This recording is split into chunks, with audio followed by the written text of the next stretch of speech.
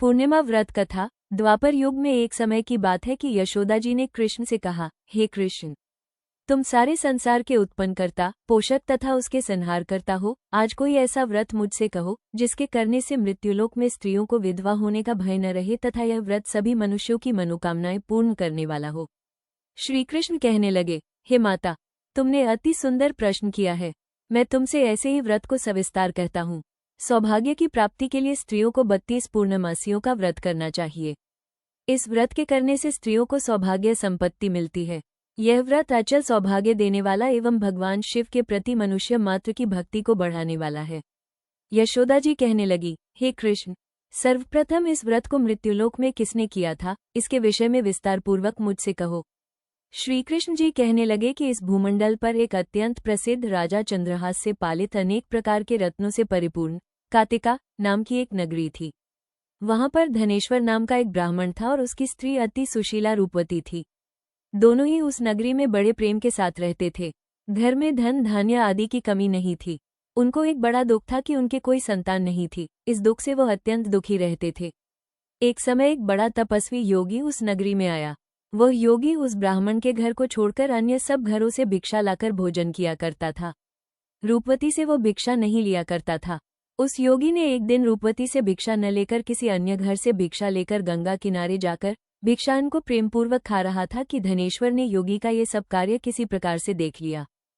अपनी भिक्षा के अनादर से दुखी होकर धनेश्वर योगी से बोला, महात्मन, आप सब घरों से भिक्षा लेते हैं परंतु मेरे घर की भिक्षा कभी भी नहीं लेते, इसका कारण क्या है? योगी ने कहा कि निःसंतान के घर की भीख पतितों के अन्न के तुल्य होती है और जो पतितों का अन्न खाता है वो भी पतित हो जाता है। चूंकि तुम निःसंतान हो, अतः पतित हो जाने के भय से मैं तुम्हारे घर की भिक्षा नहीं लेता हूँ। धनेश्वर यह बात सुनकर अपने मन में बहुत दुखी हुआ और हाथ जोड़कर योगी के पैरों पर गिर पड़ा तथा आर्तभाव से कहने लगा, हे महाराज, यदि ऐसा है तो आप मुझको पुत्र प्राप्ति का उपाय बताइए। आप सर्वज्ञ हैं, मुझ पर अवश्य ही यह कृपा कीजिए। धन की मेरे घर में कोई कमी नहीं, परंतु मैं पुत्र न होने के कारण अत्यंत दुखी हूँ। आप मेरे इस दुख का हरण करें, आप सामर्थ्यवान हैं। ये सुनकर योगी कहने लगे, हे ब्राह्मण, तुम चंडी की आराधना करो। घर आकर उसने अपने स्त्री से सब वृतांत कहा और स्वयं तप के निमित्त वन में चला गया। वन में जाकर उसने चंडी की उपासना की और उपवास किया। चंडी ने 16वें दिन उसको स्वप्न में दर्शन दिया और कहा, हे धनेश्वर, जा तेरे पुत्र होगा, परंतु वो 16 वर्ष की आयु में ही मृत्यु को प्राप्त हो जाएगा। यदि तुम दोनों स्त्री पुरुष 32 पूर्णमासियों का व्रत विधिपूर्वक करोगे तो वह दीर्घायु होगा। जितनी तुम्हारी सामर्थ्य हो आटे के दिए बनाकर शिवजी का पूजन करना, परंतु पूर्णमासी को 32 जो जाने चाहिए।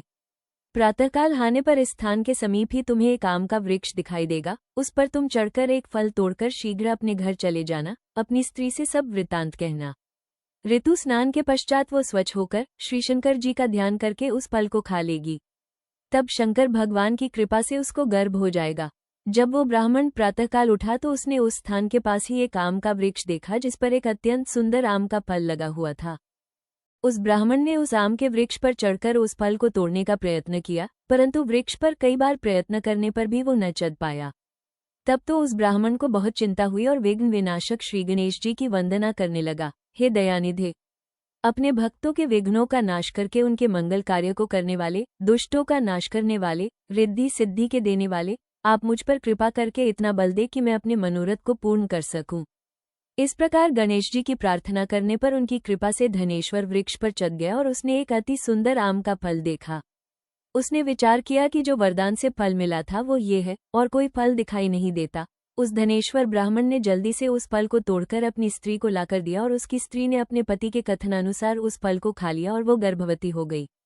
देवी जी की असीम कृपा से उसे एक अत्यंत सुंदर पुत्र उत्पन्न हुआ, जिसका नाम उन्होंने देवीदास रखा। माता पिता के हर्ष और शोक के साथ वो बालक शुक्ल पक्ष के चंद्रमा की भांति अपने पिता के घर में बढ़ने लगा। भवानी की कृपा से वो बालक बहुत ही सुंदर, सुशील और विद्या पढ़ने में बहुत ही निपुण हो गया। दुर्गा जी की आज्ञानुसार उसकी माता ने 32 पूर्णमासी का व्रत रखना प्रारंभ कर दिया था, जिससे उसका पुत्र बड़ी आयु वाला हो जाए। 16वां वर्ष लगते ही देवीदास के माता पिता को बड़ी चिंता हो गई कि कहीं उनके पुत्र की इस वर्ष मृत्यु न हो जाए। इसलिए उन्होंने अपने मन में विचार किया कि यदि ये दुर्घटना उनके सामने हो गई तो वे कैसे सहन कर सकेंगे। अस्तु उन्होंने देवीदास के मामा को बुलाया और कहा कि हमारी इच्छा है कि देवीदास 1 वर्ष तक काशी में जाकर विद्याध्ययन करे और उसको अकेला भी नहीं छोड़ना चाहिए। इसलिए साथ में तुम चले जाओ और 1 वर्ष के पश्चात इसको वापस लौटा लाना। सब प्रबंध करके उसके माता पिता ने काशी जाने के लिए देवीदास को एक घोड़े पर बैठाकर उसके मामा को उसके साथ कर दिया, किंतु ये बात उसके मामा या किसी और से नहीं कही। धनेश्वर ने सपत्नीक अपने पुत्र की मंगल कामना तथा दीर्घायु के लिए भगवती दुर्गा की आराधना और पूर्णमासियों का व्रत करना आरंभ कर दिया। इस प्रकार बराबर 32 पूर्णमासी का व्रत पूरा किया। कुछ समय पश्चात एक दिन वो दोनों मामा और भांजा मार्ग में रात्रि बिताने के लिए किसी ग्राम में ठहरे हुए थे। उस दिन उस गांव में एक ब्राह्मण की अत्यंत सुंदरी, सुशीला, विदुषी और गुणवती कन्या का विवाह होने वाला था। जिस धर्मशाला के अंदर वर और उसकी बारात ठहरी हुई थी, उसी धर्मशाला में देवीदास और उसके मामा भी ठहरे हुए थे। संयोगवश कन्या को तेल आदि चढ़ाकर मंडप आदि का कृत्य किया गया तो लग्न के समय वर को धनुर्वात हो गया। अस्तु वर के पिता ने अपने कुटुंबियों से परामर्श करके निश्चय किया कि ये देवीदास मेरे पुत्र जैसा ही सुंदर है, मैं इसके साथ ही लग्न करा दूं और बाद में विवाह के अन्य कार्य मेरे लड़के के साथ हो जाएंगे। ऐसा सोचकर देवीदास के मामा से जाकर बोला कि तुम थोड़ी देर के लिए अपने भांजे को हमें दे दो, जिससे विवाह के लग्न का सब कृत्य सुचारू रूप से हो सके।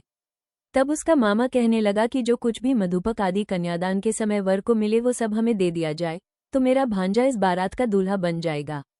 ये बात वर के पिता ने स्वीकार कर अलने पर उसने अपना भांजा वर बनने को भेज दिया और उसके साथ सब विवाह कार्य रात्रि में विधिपूर्वक संपन्न हो गया।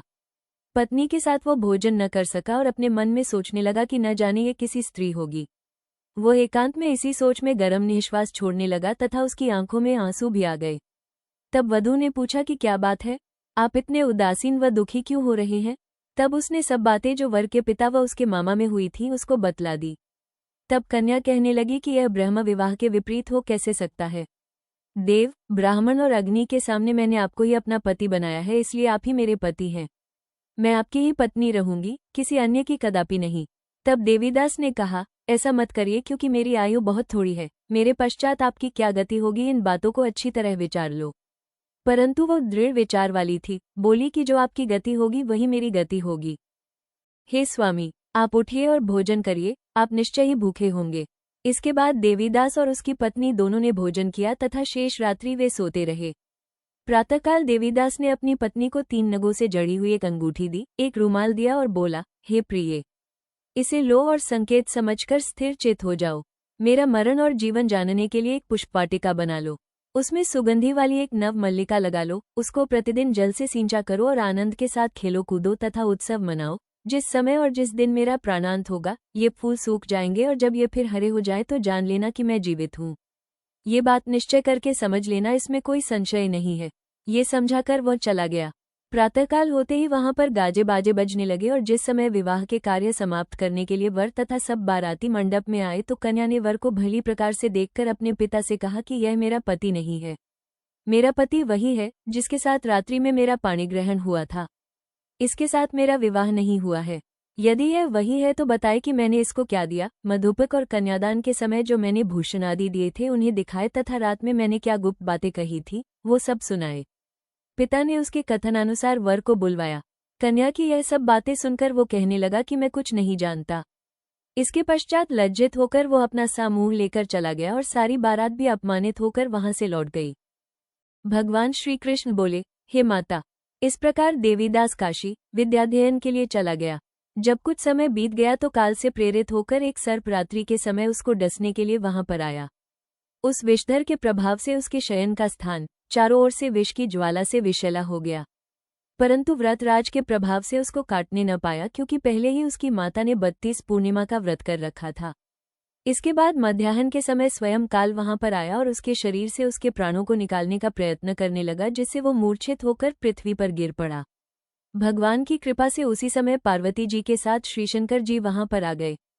उसको मूर्छित दशा में देखकर पार्वती जी ने भगवान शंकर से प्रार्थना की कि हे महाराज, इस बालक की माता ने पहले 32 पूर्णिमा का व्रत किया था, जिसके प्रभाव से हे भगवान आप इसको प्राण दान दे।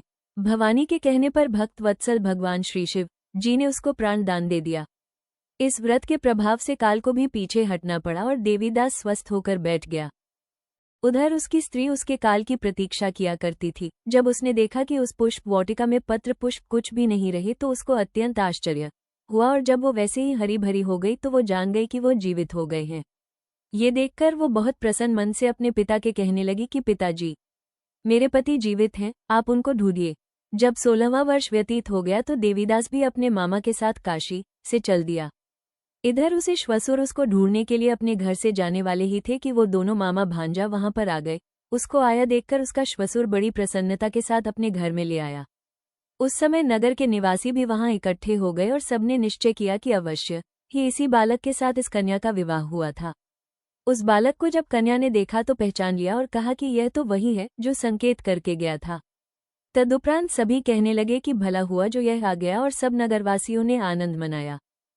श्रीकृष्ण जी कहने लगे कि इस प्रकार धनेश्वर 32 पूर्णिमाओं के व्रत के प्रभाव से पुत्रवान हो गया।